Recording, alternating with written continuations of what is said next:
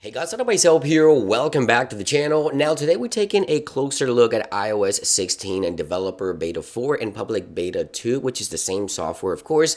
And in this video, I'm going to give you guys additional new features and changes after using the software for nearly a week. It's been about 5 to 6 days as of the filming of this video since Apple released the software, and there's quite a bit to talk about. Now, as always, if you would like to stay up to date with the latest iOS news and Apple software updates, don't forget to subscribe and of course, make sure you turn on those notifications so that you don't miss another episode. Now, the first thing I want to talk about is messages. Within messages, we got a new update with the latest beta. There's a change here. So when you go to edit a message, your timer is now changed. From 15 minutes, you now only have 2 minutes to edit or undo a message that you've sent. All right.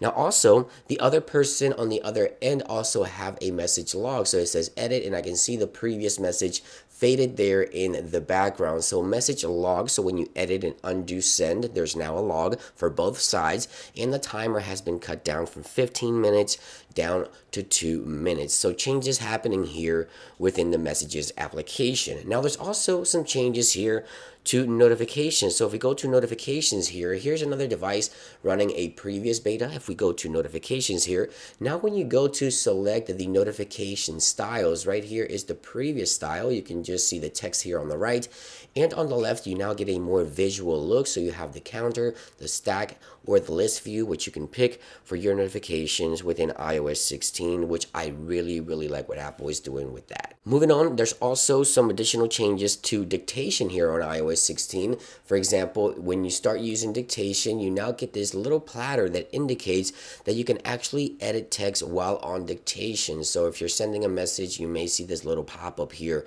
on your messages explaining how the new dictation functions work within iOS 16. Now, I'd also like to talk about the emails application. So if we go into settings here and we go to the emails extension, you now have a timer for when you go ahead and delay the unsent email. So if you send an email, you now have the option to unsend an email, and you now have a timer. You can turn that off, 10 seconds, 20 seconds, and 30 seconds that you can choose from. So when you do send an email, if you need to unsend it, you can now time it. Now there's also some changes happening within the home application, new wallpapers. So I'll link everything in the description down below for the wallpapers. If we go to the home extension here and we go to the home settings, we have 4 new wallpapers to choose from within the latest home application. As you can see right here, so we have 4 new wallpapers right there, as you can see, for the home application. Now there's also some new wallpapers for the Apple CarPlay. I will link everything in the description. You guys can download all the new wallpapers from the description